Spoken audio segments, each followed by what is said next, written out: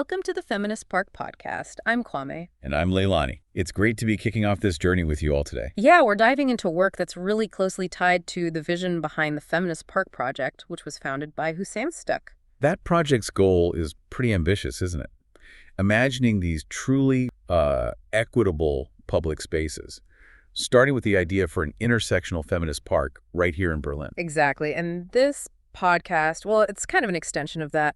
We're going to be digging into the academic research that, supports and informs that kind of vision. We'll be taking these dense, sometimes quite academic papers and really pulling out the core and insights. And looking at them through specific lenses, things like environmental justice, intersectionality, anti-colonial thought, queer theory. All the stuff that helps us think critically about space. So for our first deep dive, we're actually starting with some background research that Hussein came across early on. And it highlighted something, well, frankly, quite jarring. That the benefits we think we all get from urban green spaces, parks and squares and things like physical and mental well-being, they're often deeply gendered. Meaning women and also gender-diverse people, they just don't get the same access or experience those benefits in the same way men do. Right. Less equitable access, fewer benefits. It seems almost counterintuitive, doesn't it? A park is just a park, open to everyone. Imagine, if you will, you're alone in the woods, the light is fading, and you suddenly realize you might encounter someone on the path. You have two choices for who that might be, a bear or a man you don't know. Which do you choose? Now, this isn't just some quirky philosophical thought experiment, something you might ponder idly over coffee. This exact hypothetical question recently just exploded across social media. It became this huge viral phenomenon, captured global attention, sparked some really intense debate. And on the surface, it seems almost absurdly simple, right? Yet for many, particularly women, its implications are incredibly profound. They really touch on deep-seated fears and lived realities. Yeah, what's truly fascinating here and actually deeply unsettling is that for a really significant portion of our society, this isn't a joke. It's not just some fleeting social media trend. For many women, it's a stark and often, frankly, painful reflection of their daily lived experience. It's like this unconscious calculation they have to perform way too often. So today, we're taking a deep dive into this viral moment. We're exploring not just the popular conversation it ignited, but also the serious, rigorous academic research that scientifically unpacks why this choice is so telling. Telling for women's safety and their sense of freedom in public spaces, especially natural environments. We'll be drawing from two key sources here. First, a really compelling USA Today article which brilliantly captured the pulse of the public debate, really gave voice to these visceral reactions. And then we're going even deeper into a crucial scientific study from Borneoli and Gatersleben. The title kind of says it all. Man or Bear? How gender affects experiences of natural environments, and so on. Our mission today is pretty clear. We want to understand the intricate science behind these gendered safety perceptions in natural environments. And critically, we want to explore how these powerful insights can directly inform the design of truly liberating public spaces.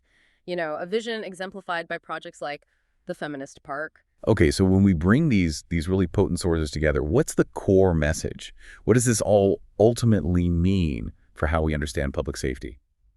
Well, both the viral debate, like the one captured so vividly in that USA Today piece, and the rigorous academic research by Borneoli and Gatersleben, they point to a consistent and, frankly, quite unsettling truth. Which is? That women disproportionately experience fear and perceive significant risks when they're in natural environments. And here's the crucial distinction. This fear is primarily due to social threats. Meaning the fear of other people. Exactly. The fear of other people, particularly unknown men, rather than, say, environmental hazards like getting lost or animal encounters. Borneoli and Gatersleben's central argument is crystal clear on this. Gender profoundly impacts not only how safe people feel, but also how they appraise and interact with natural environments. Women consistently report being more fearful, especially in dense, overgrown environments, and overwhelmingly when they perceive the presence of social danger threats. And you're saying this isn't just a subjective feeling, it's measurable. Precisely. It's a measurable, statistically significant difference in experience that shapes their entire engagement with the natural world. Right. It's not just anecdotal or based on a viral trend, as you said. Exactly. Borneoli and Gatersleben embarked on this meticulously designed research program to scientifically test these widespread perceptions. They conducted 3 distinct experiments, mostly with adults in the UK over a period of time, specifically to build a really robust body of empirical evidence. Their methodology was sophisticated, carefully designed to rigorously evaluate how gender, the density of vegetation, and different types of danger threats interact, how they shape people's experiences and feelings of safety in natural settings. So they had specific predictions, hypotheses. They did. They formulated specific hypotheses to guide their research, aiming to uncover precise patterns. For instance, their first main hypothesis predicted that women would generally feel less safe across all the environments they tested, and therefore would express higher levels of fear, perceive greater overall risks, and rate the likelihood of encountering perceived dangers, especially social ones, significantly higher than men. Okay, that makes sense based on the viral debate. Then, their second hypothesis suggested that the effect of vegetation density, how thick the woods are, basically on these feelings of fear and risk, would be stronger for women, more pronounced. So denser woods feel even more threatening to women than to men. That was the prediction. And finally, hypothesis 3 aimed to show that the impact of specific danger types, particularly social threats, would have a greater and more negative influence on women's experiences compared to men's. And the importance of this multi-study approach, where findings are replicated and variables are carefully manipulated across 3 separate experiments, it really can't be overstated. It provides an exceptionally strong scientific validation for these deeply felt yet often dismissed gendered experiences of fear in nature. Okay, so we've laid out the academic framework, the scientific rigor behind these findings. But what truly brings this data to life, I think, are the real voices, the raw human experiences captured by that man or bear phenomenon. This is where the academic paper gets its emotional punch, right? Yeah. Where the science validates a lived reality. Let's revisit those viral responses, because they tell a story that's far more profound than just a social media trend. That USA Today piece really captured the visceral nature of this debate through direct quotes from women. There was this TikTok account, Screenshot HQ, that ignited the conversation by asking that exact question. Would you rather run into a man you didn't know or a bear in the forest? And here's the kicker, as they reported. Out of 7 women interviewed for that segment, only 1 picked the man. Only 1? Yeah. And the reasons they gave are incredibly revealing. They paint this stark, almost heartbreaking picture of the pervasive fear many women carry in their daily lives. Those quotes are, just as you said, incredibly powerful because they articulate a fear that's often unspoken, yet widely understood among women. One woman just responded simply, "Bear. Man is scary." It's blunt, almost childlike, but it's profoundly clear in its message. Absolutely. But others went deeper, revealing the layers of anxiety underneath. Someone online, username @celestially_stunning, articulated a sentiment that just resonated deeply with millions. They wrote, "No one's going to ask me if I led the bear on or give me a pamphlet on bear attack prevention tips." Wow, that cuts right to the heart of it, doesn't it? Victim blaming. Immediately. It speaks to that infuriating tendency to scrutinize a woman's actions, her clothing, her choices, her demeanor when she experiences harm, rather than focusing solely on the perpetrator's responsibility. The implicit message is, yeah, if a bear attacks you, it's a tragedy. If a man attacks you, society might ask what you did to provoke it. It's a truly devastating insight into that unfair burden placed on victims. That's a crucial distinction, and it speaks to this fundamental breach of trust in society. And that layering of mistrust, it's palpable in other responses too. Another woman plainly stated, "I know a bear's intentions. I don't know a man's intentions, no matter how nice they are." Chilling. It is. That's a chilling insight into the constant vigilance women often maintain, that invisible calculus they perform every single time they encounter men they don't know, even in seemingly benign situations like a walk in the park. Yeah. It speaks volumes about a pervasive sense of unpredictability. This deeply unsettling understanding that a potential threat can emerge from someone who appears, on the surface, totally harmless. This isn't just about physical safety, it's about a profound erosion of trust in the social contract. Indeed. But maybe the most poignant and devastating reason, the one that truly encapsulates the systemic issue, came from Diana's sister-in-law, as recounted in that USA Today article. She explained, "I would rather it be a bear, because if the bear attacks me and I make it out of the woods, everybody's going to believe me and have sympathy for me. But if a man attacks me and I make it out, I'm going to spend my whole life trying to get people to believe me and have sympathy for me." Oh, wow. That just stops you in your tracks. It does. This isn't just about the immediate physical safety from an attack. It's about the profound and systemic issue of disbelief, victim blaming, and the arduous, often traumatizing process of seeking justice and validation that women so often face after experiencing violence. It highlights a deeply ingrained societal problem where women's accounts of trauma are frequently met with skepticism, scrutiny, and often an implicit assignment of responsibility to the victim. So the core devastating insight here is that for many women, the fear of an attack is tragically compounded by the fear of not being believed The afterwards. double trauma. Exactly, a double trauma that our societal systems often impose, making the choice between a bear and a man not just about immediate survival, but about the validation of your very experience, your very truth. That is absolutely staggering and, frankly, deeply unsettling. But I'm curious, for anyone listening who might still be thinking, okay, a bear is a physical threat, a man is a physical threat, what's the fundamental psychological difference? Why is the social danger so uniquely potent and terrifying for women compared to, say, encountering a wild animal? That's a crucial distinction to make. The bear's intentions, while dangerous, are, well, primal. They're predictable in a biological sense and devoid of malice in the way humans understand it. A bear attacks for hunger, perceived threat to its young, territorial defense. These are understandable, if terrifying, biological imperatives. Right, there's no judgment involved. Exactly. A man's intentions, however, in the context of gendered violence, are filtered through layers of societal power dynamics, objectification, and often a chilling sense of control and violation that goes beyond mere physical harm. The fear isn't just of the physical act, it's of the dehumanization, the disregard for autonomy, and, as we just discussed, the aftermath of disbelief.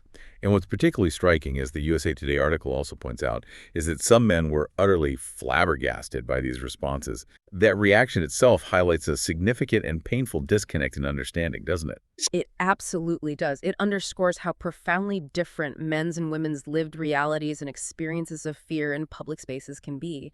Many men might potentially never have to consider such a calculation in their own lives, perhaps truly struggling to grasp the depth of this pervasive fear. And you're absolutely right about the disconnect. This popular culture phenomenon is, as you said, not just social commentary. It's backed by powerful empirical data. Borneoli and Gator-Sleeben's research provides that scientific validation for these deeply felt fears. Across all three of their studies, they consistently found women expressed more fear, perceived higher risks, and rated the likelihood of encountering social dangers significantly higher than men. This isn't just a feeling, it's a statistically significant difference, clearly confirming their first main set of hypotheses, 1A, 1B, and 1C, which predicted these very outcomes. Can you walk us through some of that specific evidence from their studies again, especially the statistical findings? You mentioned medium effect sizes and something called Cohen's d. Oh. What does that actually mean for us listening? Absolutely. So in studies 1 and 2, which both meticulously examined perceptions in woodland environments with varying levels of density, women consistently reported higher levels of fear and perceived risk compared to men. More critically, they also expressed greater concern about social dangers, like harassment or assault. And these differences weren't just tiny blips. They were significant enough to show a clear, measurable divide between how men and women experience these places. That's what researchers call medium effect sizes. To put that in perspective, think of the difference between a slight unease and a really noticeable, impactful distinction between genders. That's the kind of magnitude we're talking about. Okay, so a clear difference. A clear difference. And the fact that they saw the same pattern replicated in both studies really strengthens the reliability of these findings. But study 3 really sharpened the focus and, I think, solidified the core argument. This experiment manipulated the presence of different danger scenarios. They included social threats, like encountering an aggressive stranger, physical threats, like the risk of tripping, animal threats, even the threat of getting lost. And the results were stark. They truly illuminated the central issue. The presence of social danger signs made women significantly more fearful and far less willing to engage with the environment than men. Significantly more. Hugely more. This effect was so pronounced that the impact on women's fear was enormous, measured using something called Cohen's d. The value was 1.580. Now, to give you a real-world picture, a Cohen's d of 0.2 is considered small, 0.5 is medium, and 0.8 is large. A value of 1.580 is exceptionally large. Oh. Yeah. Think of the difference between slight unease and a profound, almost paralyzing fear. That's the magnitude of impact they observed for women facing social threats. And strikingly, for men, these social danger threats did not significantly impact their experiences, which just highlights this profound and disturbing gender gap in safety perception. That's not just sobering, that's almost a revelation for anyone who doubted the intensity of this fear. It really shines a spotlight on why so many women exercise such intense caution, that invisible calculus, every time they step into a public space. It really does. These findings must resonate with broader societal statistics too, I imagine. Indeed, they do. These scientific findings connect powerfully with broader societal statistics, painting a very consistent picture. For instance, in the UK, official statistics reported that a staggering 4 out of 5 women feel unsafe walking alone in urban green spaces. Compare that to just 2 out of 5 men. 4 out of 5 versus 2 out of 5, that's huge. It's a massive difference. This isn't a minor discrepancy. It's a deeply embedded, systemic, gendered experience of public space, where half the population feels this constant low-level hum of anxiety that the other half largely doesn't. And globally, the situation is similarly dire regarding sexual harassment in public spaces. Reports indicate that up to 89% of women report such experiences in some cities, based on other research and reports from groups like ActionAid. So the man or bear debate, far from being some kind of exaggeration, is actually a concise and urgent articulation of this widespread reality of gender-based violence and the profound, debilitating fear it instills in women globally. Beyond these social threats, the study also touched on how the physical environment itself plays a role, right? Specifically vegetation density. What did they find there? How does the environment itself contribute to that perceived threat, particularly for women? That's a fantastic point because the physical characteristics of natural environments, particularly vegetation density basically, how much cover there is, also play a significant role, though often it's in conjunction with gender. It's not just about the threat, but how the setting might amplify or mitigate that threat. Now, both men and women generally find dense, overgrown environments less safe, which aligns with the well-established prospect refuge theory. Prospect refuge. Can you explain that quickly? Sure.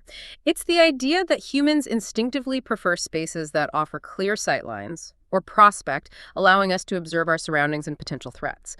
But we also like having opportunities to hide or retreat if needed, offering refuge. Dense vegetation, by its very nature, can drastically reduce that prospect, making it harder to see what's ahead or around you, while at the same time it increases potential hiding spots or refuge for an aggressor. This combination makes people generally feel more vulnerable. Okay, makes sense. However, and this is crucial, hypothesis 2 of the Borneoli and Gators-Lieben study was confirmed. The effect of density on fear, perceived risk, and intentions to engage with the environment was significantly stronger for women. This means that while everyone might feel a bit more uneasy in a very dense, overgrown area, dense settings amplify women's fear disproportionately. It isn't just a linear increase. The impact is far more severe.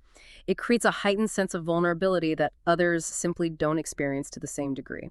So the environment acts like a magnifier for the fear. Exactly. It could explain findings from other research too, like one study where women's visual assessment of campus spaces focused not just on the path they were walking, but also meticulously scanned adjacent areas like bushes and dark spots. It indicates a heightened vigilance, a more expansive, almost hyper-aware threat assessment compared to men. For women, the density of the environment becomes a magnifier for that underlying social fear. It can transform what should be a relaxing walk in nature into an exhausting exercise in threat detection. So it really crystallizes that it's not simply the presence of a threat, but how the environment itself interacts with that perceived threat, creating a significantly different, more terrifying experience for women.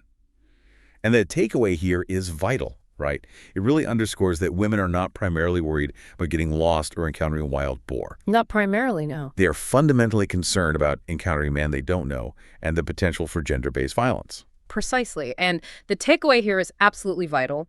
What emerged as truly crucial from the Borneoli and Gators-Lieben discussion is that social threats, not animal dangers or physical dangers like tripping, emerged as the key barrier for women's enjoyment of nature.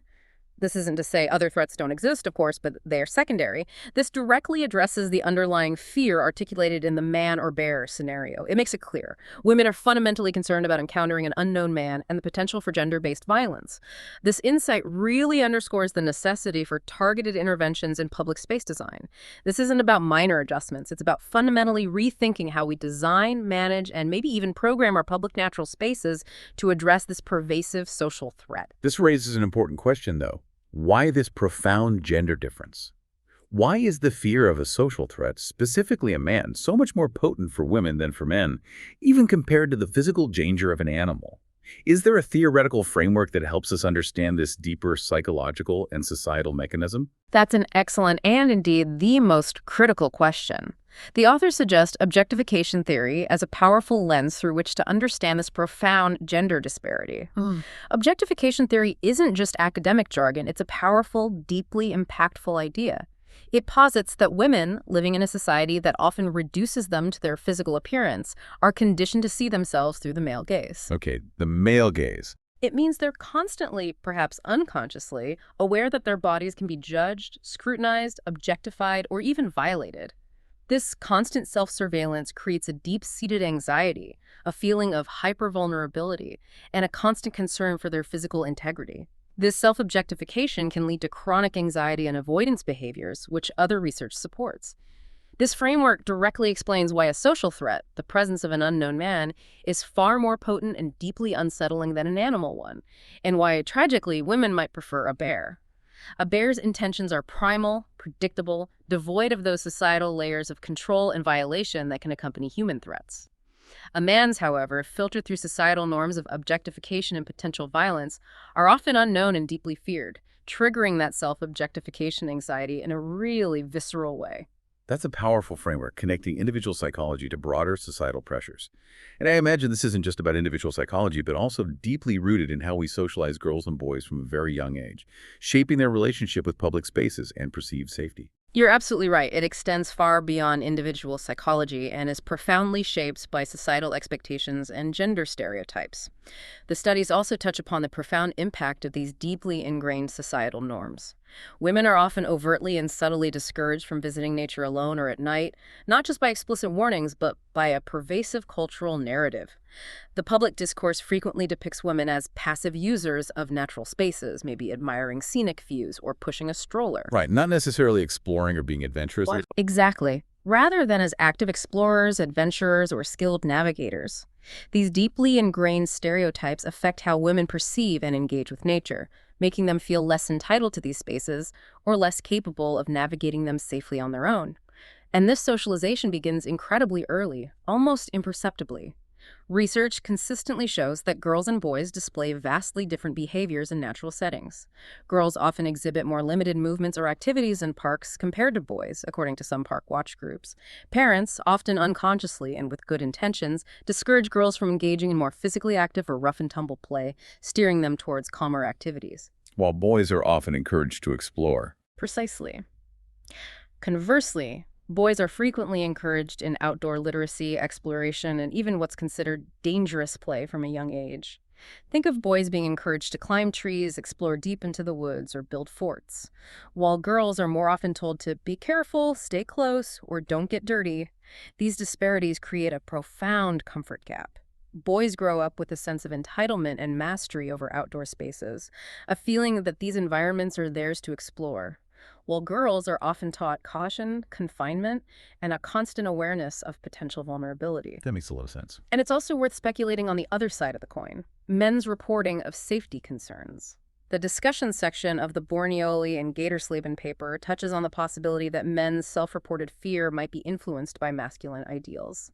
Several studies indicate that men are often reluctant to seek health services or help, often due to societal expectations that men should not seek help and should be tough. Right, that pressure to seem invulnerable. Exactly.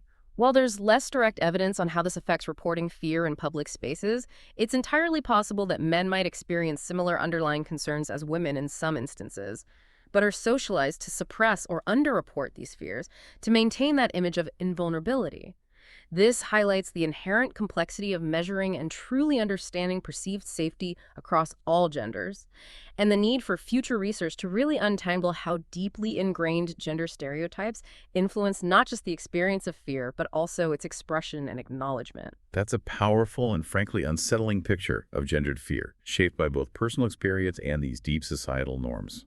But as with any scientific inquiry, we have to ask, whose experiences are we not yet fully capturing? Because fear, like identity, it's never a monolith, right?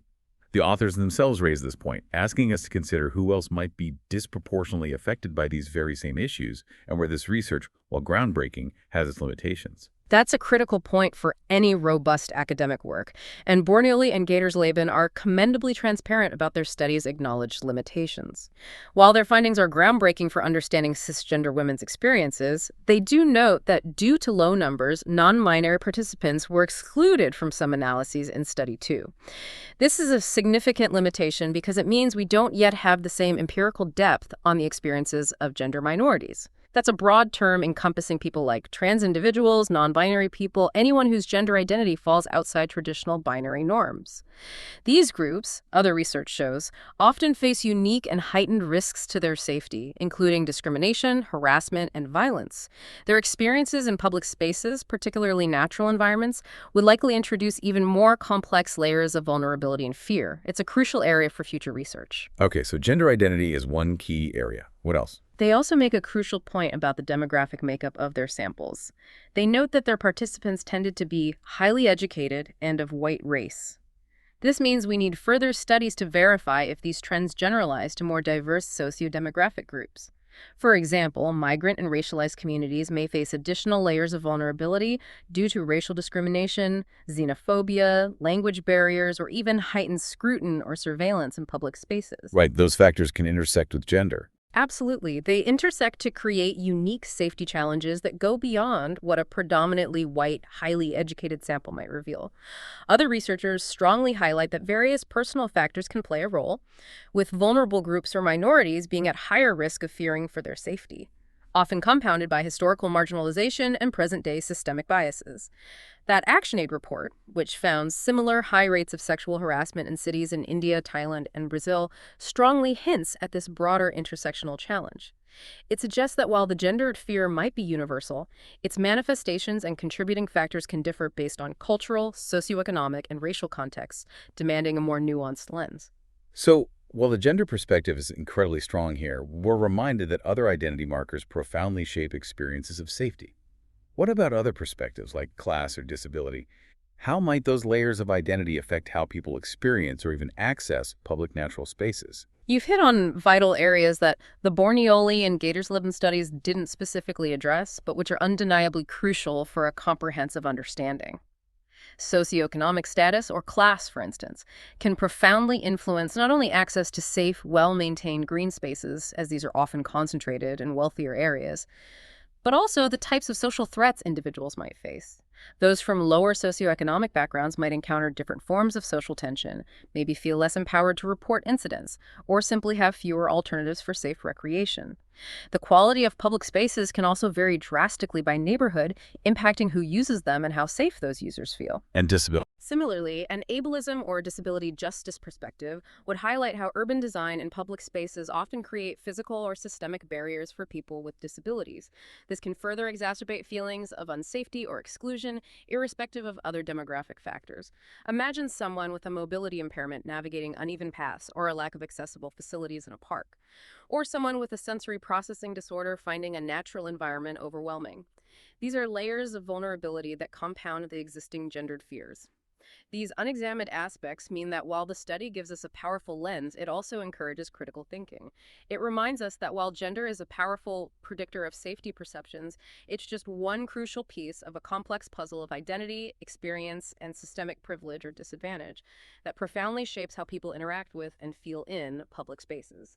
This deep dive into limitations actually strengthens the research, I think, by pointing to the necessity of further, more inclusive inquiry. Okay, so we've gone deep into the man or bear phenomenon, exploring its viral impact, its scientific validation, and its broader societal implications, including who might be left out.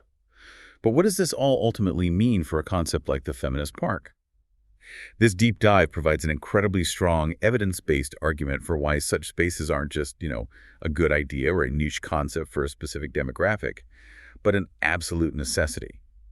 The research doesn't just validate the feelings, it provides concrete, measurable data on the specific challenges such a park would actively address, Right. moving from theory to tangible, liberating design. Precisely. The research by Borneoli and Gatersleben doesn't just validate the philosophical need for the feminist park. It provides an invaluable, evidence-based roadmap for its fundamental design principles and overarching goals. It tells us precisely what challenges such a park aims to overcome and what specific human needs it must address to create truly inclusive, restorative, and liberating natural environments. Well, first and foremost, the consistent findings of heightened fear and reduced engagement among women in natural environments due to pervasive safety concerns.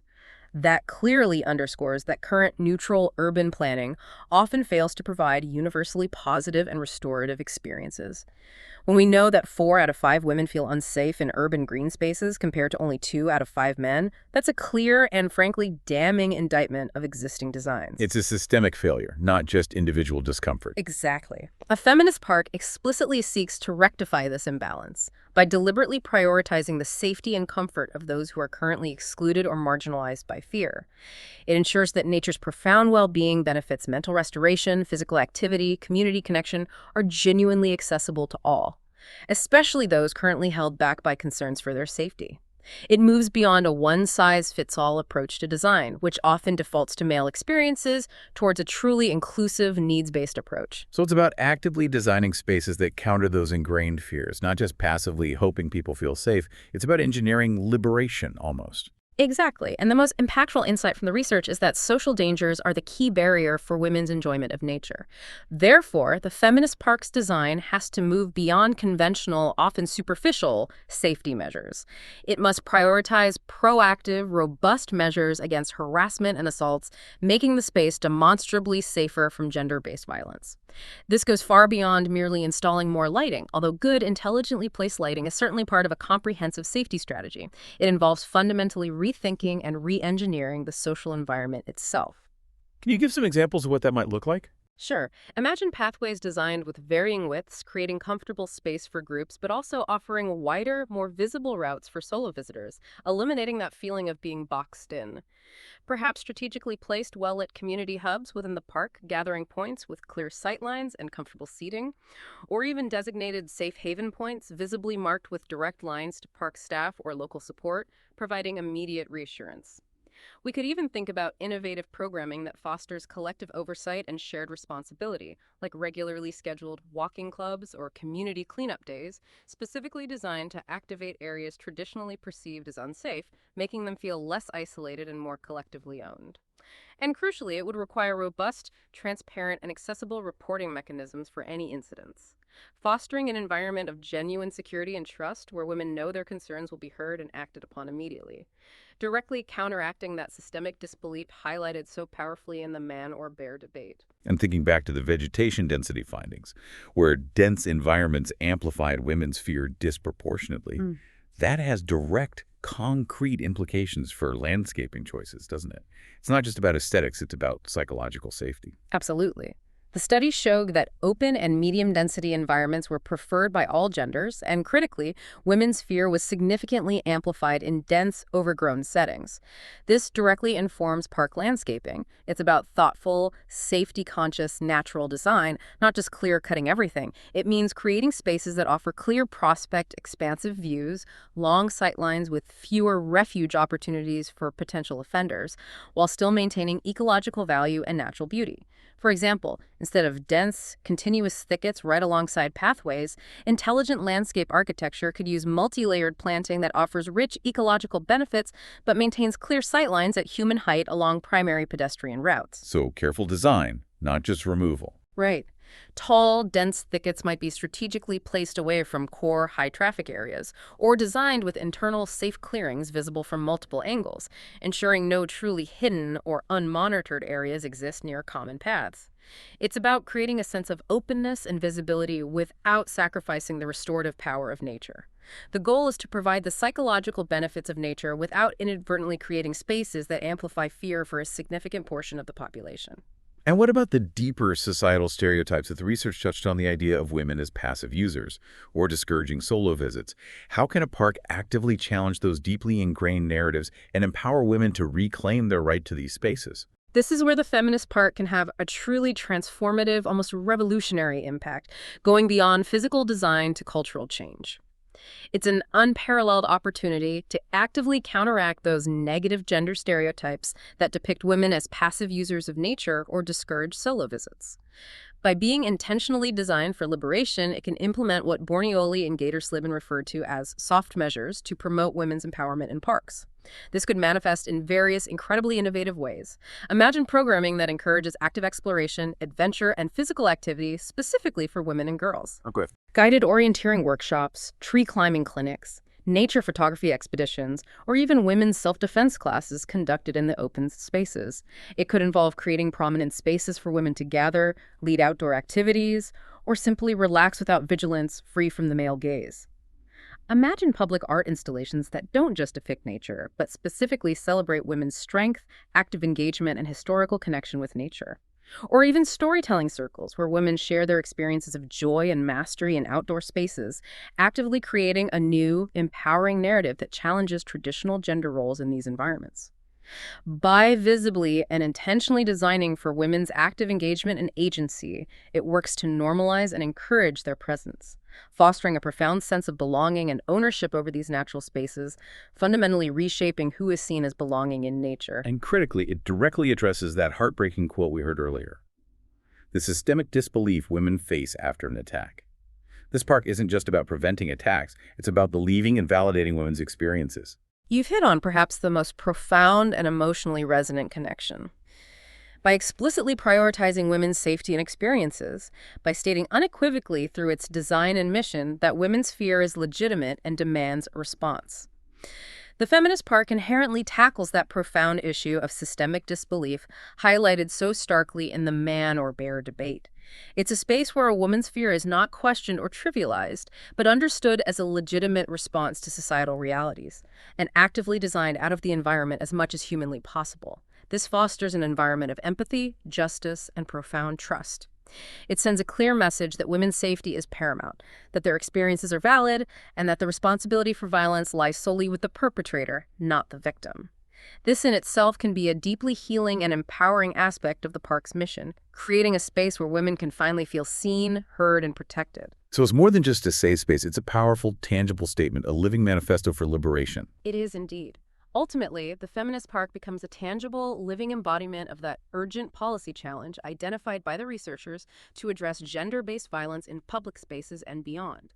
It transforms urban environments into truly inclusive, restorative, and empowering places for everyone by deliberately designing for the safety and liberation of those who have historically been made to feel unsafe and unfree. It's about ensuring that the restorative benefits of nature, often touted as universal, actually become universal in practice, rather than being selectively accessible based on gender or other identity markers. It shifts the paradigm from merely designing for a hypothetical universal user, who is often implicitly male, to intentionally designing for the most vulnerable, thereby creating a better, safer, more liberating experience for all. What an incredible deep dive we've taken today. Just really understanding how our environments profoundly shape our experiences, especially when it comes to fundamental issues of safety and freedom. The man or bear debate, originally that viral social media trend, has revealed itself to be so much more than a fleeting moment. It's a powerful, concise, and incredibly visceral expression of a deeply researched reality of gendered fear in public spaces. The academic work we've discussed today gives us the data to back up those gut feelings, to understand the precise mechanisms at play, and to ultimately point us toward solutions. And this deep dive into the research, illuminated by that USA Today article, raises an important question for you, our listener, to consider long after this discussion concludes. How might public spaces, not just parks, but streets, plazas, even public transport, be differently designed if the default user was not assumed to be a man? Or if fear, particularly gendered fear, was universally acknowledged as a legitimate and absolutely design-responsive factor, rather than something to be overlooked, rationalized away, or blamed on the individual? What changes, big or small, concrete or programmatic, could you advocate for in your local parks, green spaces, or urban environments to make them truly welcoming, genuinely safe, and truly liberating for everyone, particularly those whose safety is disproportionately threatened? Because knowledge is most valuable not just when it's understood, but when it's applied to create real, tangible change in the world around us. Think about that the next time you step into a public This space. knowledge is a tool, really. A tool for seeing your city differently, and potentially for helping to change it. It's been a really insightful deep dive, I think. This document provides such a vital framework, especially for projects like the Feminist Park Project that are trying to build something fundamentally different. It shows just how interlinked urban design and social justice are. It really does. But it also shows the scale of the challenge, right? It requires sustained effort, real commitment, and a genuine willingness to shift power dynamics in how cities get made and managed. Definitely. It makes you think about how we ensure those voices, the ones that have been excluded, are actually heard and centered. There's another quote from Sarah Ahmed in the handbook that feels relevant here. Go on. She says, "If you have to shout to be heard, you are heard as shouting." That's powerful. It makes you ponder, doesn't it? How can the design of public space itself work differently? How can it amplify the voices of those who've been historically silenced, ensuring their needs are met without them having to shout just to be noticed? How can design itself listen? That's a really provocative thought to end on. A lot to think about. Indeed. Thanks for joining us for this deep dive.